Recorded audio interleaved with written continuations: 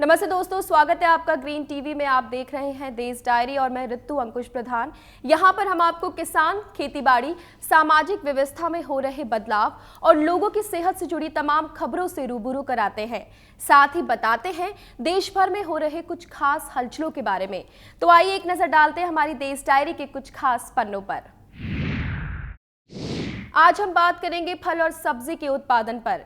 जानेंगे हरियाणा के कपास उत्पादकों के लिए क्या है राहत भरी खबर। बताएंगे कहां और क्यों मनाया गया संतरा उत्सव। समझेंगे बीपीएल परिवारों को कैसे मिलेगी फ्री में एलपीजी गैस। साथ ही बताएंगे शुगर रोगियों के लिए क्या है अच्छी खबर। फल और सब्जी उत्पादन के मामले में भारत विश्व में दूसरे स्थान पर तो है ही, लेकिन दलहन उत्पादन के मामले में भारत विश्व का सबसे बड़ा उत्पादक देश है। जहां भारत दलहन उत्पादक में पहले स्थान पर है, वहीं दाल उपभोक्ता में भी भारत विश्व में सबसे आगे है। कानपुर के भारतीय दलहन संस्थान IIPR में आयोजित एक कार्यक्रम के दौरान कृषि एवं किसान कल्याण मंत्री राधा मोहन सिंह ने कहा कि देश अनाज के मामले में तो आत्मनिर्भर है, लेकिन दलहन तिलहन के मामले में आत्मनिर्भर नहीं हो पाया है। उन्होंने कहा कि दुनिया में सबसे बड़ा दाल उत्पादक भारत है। इसके साथ ही दाल का सबसे बड़ा उपभोक्ता भी भारत ही है। मानव भोजन में दलहनी फसलों की उपयोगिता को देखते हुए ही संयुक्त राष्ट्र ने वर्ष 2016 को अंतर्राष्ट्रीय दलहन वर्ष घोषित किया है। इसके साथ ही राधा मोहन सिंह ने कहा कि उत्तर प्रदेश में जहां 1970 और 71 में करीब 31 लाख टन दाल का उत्पादन होता था, वहीं अब 2014-15 में ये घटकर करीब 22 लाख टन रह गया है। उन्होंने प्रदेश में केंद्र सरकार के किसानों के लाभ की योजनाओं पर ठीक से अमल नहीं किए जाने पर भी नाराजगी जताई। उन्होंने इस मामले में मध्य प्रदेश, गुजरात, पंजाब राज्यों के साथ कर्नाटक की भी तारीफ की। Food corporation of India FCI rabi season के लिए किसानों से 50,000 टन दलहन की खरीद करने वाला है। इस खरीद में 40,000 टन चना और 10,000 टन मसूर की खरीद होगी। दलहन के बफर स्टॉक के लिए सरकारी agency food corporation of India FCI देश भर के किसानों से रबी सीजन के लिए दलहन की खरीद करने जा रहा है। फूड कॉर्पोरेशन ऑफ इंडिया ने रबी विपणन सीजन के दौरान देश भर से 1 लाख टन दलहन की खरीद का लक्ष्य निर्धारित किया है, जिसमें से 50,000 टन दलहन की खरीद अकेले FCI को करनी है। बाकी 50,000 टन की खरीद नेफेड और SFAC small farmers agri business consortium करेगा। पिछले साल दलहन की महंगाई को काबू में करने के लिए सरकार ने दलहन का बफर स्टॉक तैयार करने की योजना बनाई थी, जिसके तहत खरीफ और रबी सीजन के दौरान देश भर से 1.5 लाख टन दलहन की खरीद होनी थी। सरकारी एजेंसियों ने खरीद सीजन की दलहन में से 51,000 टन खरीद कर ली है।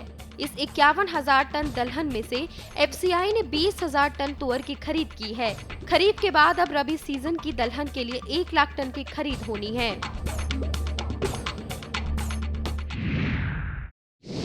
मसाला उत्पादकों के लिए अच्छी खबर है। इस साल मध्य प्रदेश और गुजरात में धनिया की बुआई बड़े स्तर पर की गई, जिससे इस साल धनिया उत्पादन 1 करोड़ बोरी होने का अनुमान लगाया जा रहा है। इस साल धनिया का उत्पादन अधिक होने का अनुमान लगाया जा रहा है। मध्य प्रदेश और गुजरात में धनिया की बड़े स्तर पर बुआई के कारण धनिया उत्पादन 1 करोड़ बोरी होने का और साथ ही कैरी ओवर स्टॉक भी 10,000 से 15,000 बोरी होने का अनुमान लगाया जा रहा है। पिछले साल धनिये का उत्पादन 60 से 65 लाख बोरी हुआ था और कैरी ओवर स्टॉक 35 से 40 लाख बोरी हुआ था। हरियाणा के कपास उत्पादक किसानों के लिए राहत भरी खबर। राज्य के कपास उत्पादक किसानों को 967 करोड़ रुपए का मुआवजा दिया जाएगा। ये मुआवजा राशि किसानों के सीधे बैंक खाते में जमा की जाएगी।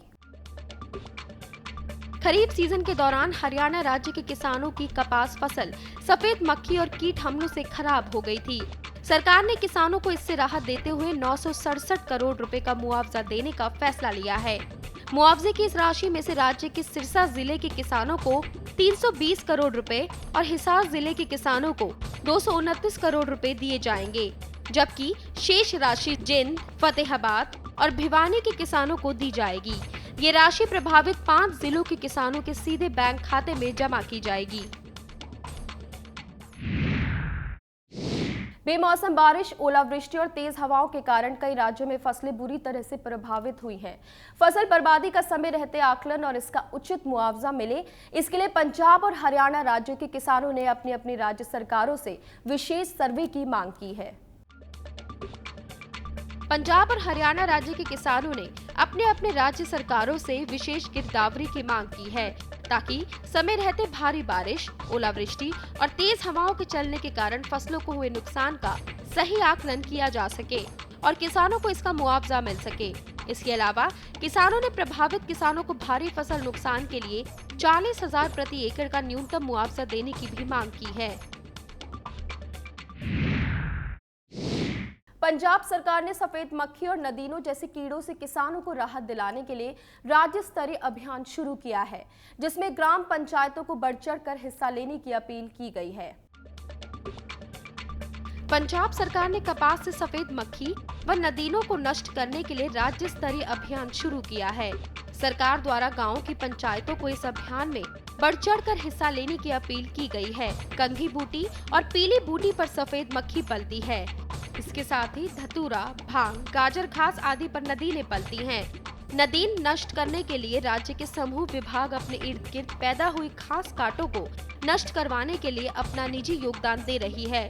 सरकार द्वारा किसानों को आने वाली खरीफ की फसल, विशेषकर कपास की फसल की बिजाई के लिए किसानों को जागरूक किया जा रहा है। इसके अलावा किसी भी प्रकार की जानकारी किसान कॉल सेंटर के टोल फ्री नंबर 1800-180-1551 पर सुबह 6 बजे से रात्रि 10 बजे तक जानकारी प्राप्त कर सकते हैं। कहीं पर कम बारिश के चलते सरसों की फसल का उत्पादन घटा है, तो कहीं भारी बारिश के कारण।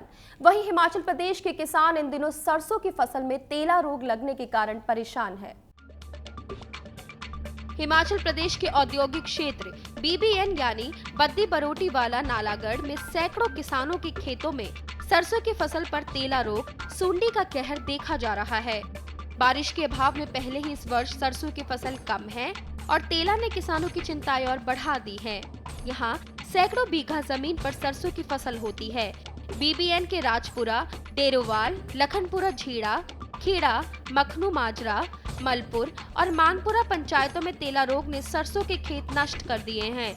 ये तापमान के अधिक और कम होने से फसल पर असर करता है। तेला एक हरे रंग का कीड़ा होता है जो हवा के साथ एक पौधे से दूसरे में फैलता है। ये पहले पत्ते का रस चूसता है और उसके बाद पौधे के तने का रस चूसना शुरू कर देता है, जिससे पौधा पूरी तरह से सूख जाता है।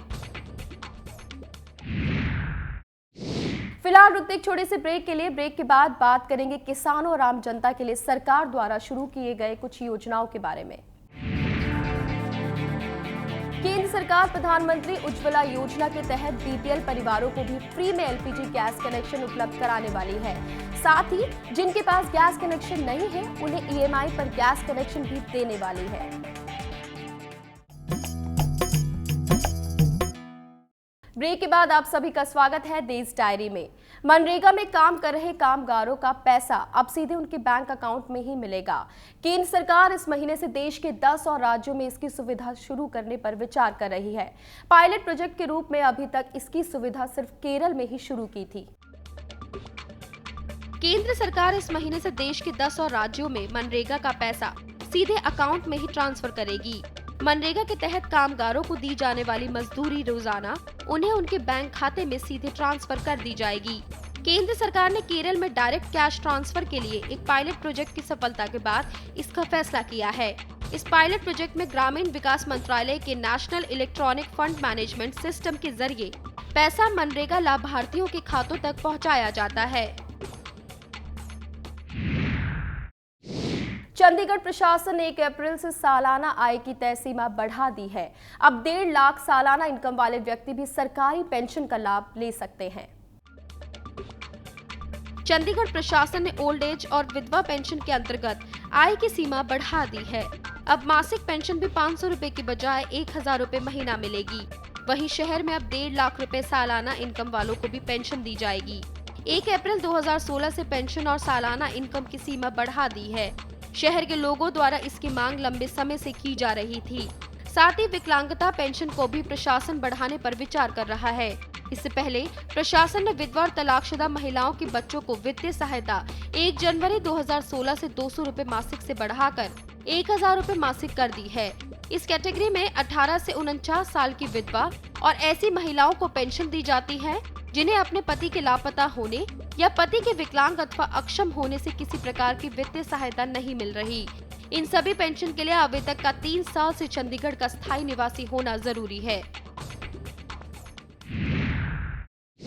Indian society of agri business Rajasthan के अजमेर जिले में प्रत्येक ब्लॉक में किसानों के ग्रुप बनाकर किसान उत्पादक कंपनी का गठन कर रहे हैं ताकि किसानों को उनके उत्पादों की सही लागत मिल सके।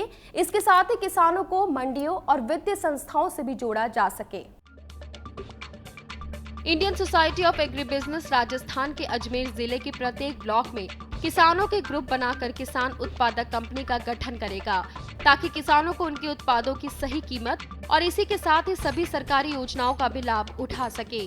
किसान संगठन विकास परियोजना भारत सरकार मध्य प्रदेश कृषि विभाग से संचालित है। इनका उद्देश्य किसानों को सीधे खाद, बीज, कृषि उत्पाद करने वाली कंपनियों से जोड़ना है ताकि उन्हें सीधे सस्ती दरों पर सामान उपलब्ध हो सके। किसानों को देश की बड़ी मंडियों से भी जोड़ा जाएगा ताकि उन्हें अपनी उपज की सही कीमत बिना बिचौलियों के मिल सके। किसानों को बैंक वित्तीय संस्थानों से जोड़ा जाएगा ताकि ऋण सुविधाओं का लाभ भी मिल सके। इसके अलावा ग्रुप में शामिल किसानों को कॉल सेंटर से भी जोड़ा जाएगा ताकि उन्हें समय रहते मौसम, फसल उत्पादन, कृषि जिंसों के भाव जैसे तमाम जानकारी मिल सके। मीठे संतरों के लिए प्रसिद्ध मध्य प्रदेश के शाजापुर जिले में पहली बार संतरा उत्सव का आयोजन किया गया। एबी रोड स्थित सिंचाई विभाग के पुराने रेस्ट हाउस परिसर में शिक्षा मंत्री पारस जैन ने इस कार्यक्रम का शुभारंभ किया। संतरा उत्सव में कृषि संगोष्ठी, संतरा उत्पादों की प्रदर्शनी और विभिन्न सांस्कृतिक कार्यक्रम आयोजित किए गए। संतरा उत्पादकों को बाजार उपलब्ध कराने और संतरों के विभिन्न उत्पादों के निर्माण को प्रोत्साहित करने के लिए मध्य प्रदेश के शाजापुर जिले में पहली बार संतरा उत्सव का आयोजन किया गया। उत्सव के अंतर्गत विशेषज्ञों ने किसानों को संतरा उत्पादन से जुड़ी महत्वपूर्ण जानकारी दी। संतरा उत्सव के लिए शहर के प्रमुख मार्गों पर प्रशासन द्वारा बैनर और पोस्टर भी लगाए गए।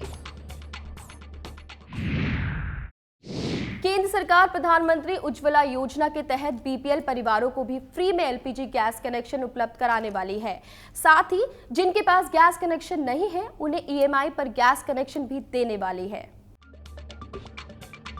केंद्र सरकार लगभग 40% ऐसे परिवार जिनके पास गैस कनेक्शन नहीं है उनको ईएमआई पर गैस कनेक्शन देने वाली है। सरकार गरीबी रेखा के नीचे गुजर बसर कर रहे परिवारों को निःशुल्क गैस कनेक्शन भी उपलब्ध कराएगी। प्रधानमंत्री उज्ज्वला योजना के तहत अगले 1 अप्रैल से देश भर के बीपीएल परिवारों को निःशुल्क गैस कनेक्शन उपलब्ध कराया जाएगा। इसके अलावा गैस चूल्हा के लिए 1000 रुपए और पहली बार गैस रिफिल का भी करीब 500 रुपए देना पड़ता है। ऐसी योजना है कि ये सब भी बीपीएल परिवारों को कनेक्शन के साथ ही दे दिया जाएगा और इसकी राशि ईएमआई के रूप में भी ली जाएगी। कनेक्शन लेने वालों के जिस खाते में रसोई गैस सब्सिडी की रकम जाती है उसी खाते से ये रकम काट ली जाएगी। कृषि से 1 करोड़ रुपए से अधिक आय कमाने वाले कृषि क्षेत्र की इकाइयों पर आयकर विभाग की नजर है। पटना उच्च न्यायालय के दायर में एक जनहित याचिका के बाद आयकर विभाग ने ये कदम उठाया है। आयकर विभाग कृषि क्षेत्र की इकाइयों की कमाई के आंकड़ों का ब्यौरा लेने वाली है। पिछले 9 निर्धारण वर्षों के दौरान 2700 से अधिक इकाइयों ने अपनी कृषि आय 1 करोड़ रुपए से अधिक दिखाई है। आयकर विभाग ने इनमें चुनिंदा मामलों में कर चोरी की जांच शुरू की है। आयकर विभाग का ये कदम पटना उच्च न्यायालय में हाल में दायर एक जनहित याचिका के बाद उठाया गया, जिसमें ये कहा गया कि कृषि आय की आड़ में कुछ लोग अपनी बिना हिसाब किताब वाली अवैध आय को मनी लॉन्ड्रिंग के रूप में अन्यत्र भेज सकते हैं। फिलहाल कृषि आय आयकर से मुक्त है। उत्तर प्रदेश राज्य सरकार 1.5 लाख से ज्यादा गरीब बेटियों की शादी के लिए 20-20 हजार रुपए देने की योजना बना रही है। जल्दी इसके लिए नई नीति जारी की जाएगी। अगले वित्त वर्ष की शुरुआत से इस योजना का लाभ प्रदेशवासियों को मिलने लगेगा। उत्तर प्रदेश राज्य सरकार की पहल से अब अगले वित्त वर्ष से शादी के लिए अनुदान मिलेगा। इस योजना के तहत 1.5 लाख से ज्यादा गरीब बेटियों की शादी के लिए 20-20 हजार रुपए दिए जाएंगे। समाज कल्याण विभाग और अन्य पिछड़ा वर्ग कल्याण विभाग ने प्रस्तावित नियमावली अनुमोदन के लिए प्रदेश के मुख्यमंत्री अखिलेश यादव को भेज दी है। समाज कल्याण विभाग की प्रस्तावित नियमावली के अनुसार ग्रामीण क्षेत्र में 46,080 रुपए और शहरी क्षेत्र में 56,460 रुपए सालाना आमदनी वाले परिवार इस योजना का लाभ ले सकेंगे। रुकते एक और छोटे से ब्रेक के लिए। ब्रेक के बाद बात करेंगे शिक्षा और स्वास्थ्य क्षेत्र में हो रहे बदलावों के बारे में। उत्तर प्रदेश में तेजाब हमले से पीड़ित महिलाओं के लिए राहत भरी खबर। प्रदेश सरकार इन महिलाओं की सर्जरी फ्री में कराने वाली है। साथ ही प्रदेश के किसी भी कोने से आने जाने का खर्च भी सरकार ही उठाएगी।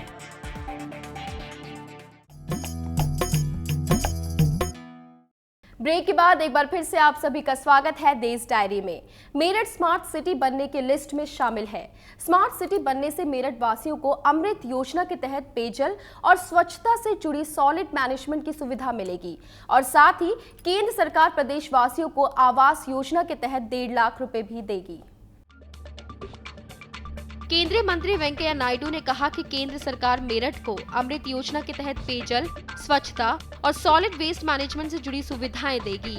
मेरठ हापुड़ लोकसभा सीट से सांसद राजेंद्र अग्रवाल ने संसद पक्षकाल में जानकारी मांगी थी कि मेरठ को स्मार्ट सिटी में शामिल किए जाने की केंद्र सरकार की क्या योजना है। इसका जवाब देते हुए शहरी विकास मंत्री वेंकैया नायडू ने बताया कि स्मार्ट सिटी योजना के तहत प्रदेश सरकार द्वारा भेजी गई सूची में मेरठ और रायबरेली का नाम समान स्तर पर है।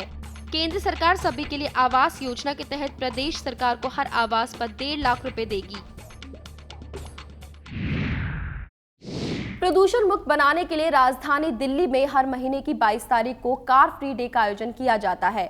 इस दिन सड़कों पर साइकिल रैली आयोजित की जाती है, लेकिन इस महीने कार फ्री डे के दिन साइकिल रैली की जगह पदयात्रा के जरिए लोगों को पर्यावरण के प्रति जागरूक किया जाएगा।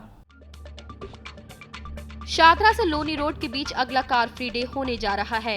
अभी तक 5 कार फ्री डे की शुरुआत साइकिल रैली से होती थी, लेकिन इस बार के इवेंट में थोड़ा बदलाव किया गया है। छठे कार फ्री डे के मौके पर साइकिल रैली की जगह पर्यावरण पद यात्रा की जाएगी। ट्रांसपोर्ट मिनिस्टर गोपाल राय की अध्यक्षता में अलग अलग डिपार्टमेंट के अधिकारियों की मीटिंग में कार फ्री डे के रूट को फाइनल किया गया। साथ ही तैयारियों को लेकर भी चर्चा की गई। इस बार कार फ्री डे पर पर्यावरण यात्रा होगी, जिसमें दिल्ली कैबिनेट के मिनिस्टर्स, वॉलंटियर्स, विधायक, स्टूडेंट्स और आम लोग भाग लेंगे। इस पदयात्रा का मकसद लोगों को पर्यावरण के प्रति जागरूक करना और दिल्ली को पोल्यूशन फ्री बनाना है। उत्तर प्रदेश में तेजाब हमले से पीड़ित महिलाओं के लिए राहत भरी खबर। प्रदेश सरकार इन महिलाओं की सर्जरी फ्री में कराने वाली है। साथ ही प्रदेश के किसी भी कोने से आने जाने का खर्च भी सरकार ही उठाएगी। उत्तर प्रदेश सरकार ने सरकारी अस्पतालों में एसिड अटैक विक्टिम्स के फ्री इलाज की घोषणा पहले कर रखी है। अब महिला एवं बाल कल्याण विभाग के महिला सम्मान कोष से एसिड अटैक सर्वाइवर्स की प्लास्टिक सर्जरी करवाई जाएगी। इलाज करने के लिए संजय गांधी स्नातकोत्तर आयुर्विज्ञान संस्थान SGPGI को नोडल सेंटर बनाया गया है। सेंटर की जिम्मेदारी PGI की PRO मोनालिसा चौधरी की होगी। एसिड अटैक विक्टिम्स के लिए काम करने वाली स्टॉप एसिड अटैक संस्था से एक वॉलंटियर पीड़िताओं की मदद के लिए यहां 24 घंटे मौजूद रहेगा। एसिड अटैक सर्वाइवर्स की सर्जरी इसी महीने के अंत तक शुरू कर दी जाएगी। साथ ही प्रदेश के किसी भी कोने से आने वाली विक्टिम्स को घर से लाने और सर्जरी के बाद घर तक छोड़ने की जिम्मेदारी भी विभाग की होगी। पर्यावरण में बढ़ रहे प्रदूषण के स्तर में सुधार लाने के लिए वैश्विक स्तर पर काम किया जा रहा है। इसी दिशा में अमेरिका के स्टैनफोर्ड यूनिवर्सिटी के शोधकर्ताओं ने बड़ी कामयाबी हासिल की है। उन्होंने घास और कृषि अवशेषों से प्लास्टिक बनाने का तरीका खोज लिया है। अमेरिका में स्टैनफोर्ड यूनिवर्सिटी के शोधकर्ताओं ने कार्बन डाइऑक्साइड और घास, पौधों व कृषि अवशेषों से पुनः प्रयोग किया जा सकने वाला रिन्यूएबल प्लास्टिक बनाने की विधि खोजने में कामयाबी हासिल की है। जर्नल नेचर में प्रकाशित शोध में पॉलीथिलीन फ्यूरांडी कार्बोक्सिलेट PEF को पॉलीथिलीन टेरिफ्थालेट PET का बेहतर विकल्प बताया गया है। PEF पौधों, कृषि अवशेषों व कार्बन डाइऑक्साइड बनने वाले प्लास्टिक होगा और PET पेट्रोलियम पदार्थों से निर्मित होता है। विश्व में हर साल 5 करोड़ टन PET उत्पादों का उत्पादन होता है। पीईटी में बड़ी मात्रा में कार्बन डाइऑक्साइड का उत्सर्जन होता है, जो ग्लोबल वार्मिंग बढ़ाती है। अगर आप चारधाम की यात्रा करना चाहते हैं तो बेहतर होगा कि आप ग्रुप के साथ यात्रा पर जाएं। चारधाम रोड स्थित गढ़वाल मंडल विकास निगम ग्रीष्मकालीन चारधाम यात्रा करने के लिए ग्रुप में आने वाले पर्यटकों को 20% तक का आवासीय छूट देगा। ग्रीष्म काल में चारधाम की यात्रा यानी केदारनाथ, गंगोत्री, यमुनोत्री और बद्रीनाथ की यात्रा में पहली बार ग्रुप में आने वाले यात्रियों को आवासीय सुविधा पर 20% तक की छूट दी जाएगी। चारधाम यात्रा को बढ़ावा दिए जाने के लिए ऐसी व्यवस्था की गई है। चारधाम रूट स्थित गढ़वाल मंडल विकास निगम GMVN के गेस्ट हाउस में सर्दियों में तो पर्यटकों को 15 से 20% तक की आवासीय छूट दी जाती है, लेकिन पहली बार गर्मियों में भी ये व्यवस्था होने जा रही है। इस बार ग्रीष्मकालीन यात्रा में भी ऐसे पर्यटकों को आवासीय शुल्क में ये छूट मिलेगी, जो कि 15, 20 या इससे अधिक संख्या में एक साथ आएंगे। इसके लिए इन्हें पहले से ही बुकिंग करानी होगी। जम्मू कश्मीर बाढ़ पीड़ितों के लिए राहत भरी खबर है। जम्मू कश्मीर शासन ने सितंबर 2014 के बाढ़ पीड़ितों के लिए 418.67 करोड़ रुपए की राहत राशि जारी कर दी है। क्षतिग्रस्त मकानों के लिए मुआवजा राशि सीधे प्रभावितों के बैंक खातों में ही भेजी जाएगी। जम्मू कश्मीर बाढ़ पीड़ितों को राहत देने के लिए शासन ने 418.67 करोड़ रुपए की राहत राशि जारी कर दी है। पूरी तरह से क्षतिग्रस्त कच्चे मकान के लिए 1 लाख, बुरी तरह से क्षतिग्रस्त पक्के मकान के लिए 1.25 लाख और बुरी तरह से क्षतिग्रस्त कच्चे मकान के लिए 50,000, आंशिक रूप से क्षतिग्रस्त पक्के मकान के लिए 20,000 और कच्चे मकान के लिए 10,000 रुपए मिलेंगे। श्रीनगर जिले के लिए सबसे अधिक 234.16 करोड़ रुपए जारी किए गए हैं। शुगर रोगियों के लिए राहत भरी खबर। अब शुगर रोगियों को इंसुलिन के इंजेक्शन लगवाने की जरूरत नहीं पड़ेगी। शुगर रोगियों को मोबाइल ऐप के जरिए इंसुलिन दिया जाएगा। शुगर रोगियों को ध्यान में रखते हुए ऐसा मोबाइल ऐप बनाया गया है जो शुगर रोगियों के शरीर में इंसुलिन की कमी को पूरा करेगा। इस ऐप के आ जाने से अब शुगर रोगियों को इंसुलिन का इंजेक्शन लगाने की जरूरत नहीं पड़ेगी। साथ ही ये ऐप 24 घंटे शरीर में ग्लूकोज की मात्रा पर निगरानी रखेगा। इस डिवाइस को national institute for health and care excellence ने भी स्वीकृति दे दी है। तो दोस्तों, आज की देश डायरी में बस इतना ही। हम फिर मिलेंगे अपने अगले एपिसोड में कुछ और नई जानकारियों के साथ। तब तक कृषि विकास, ग्रामीण परिवेश और खेती बाड़ी से जुड़ी खबरों से रूबरू रहने के लिए आप देखते रहिए ग्रीन टीवी। मुझे दीजिए इजाजत। नमस्ते। अगर आपके गांव की कोई समस्या हो, कोई जानकारी हो जो आप हमारे साथ साझा करना चाहते हैं, तो आपका स्वागत है। हमारा पता है green TV B131 sector 63 Noida Uttar Pradesh, pin 201301। हमारा ईमेल आईडी है info@greentvindia.com। आप हमें फोन भी कर सकते हैं। हमारा नंबर है 012049800000, साथ ही 0011।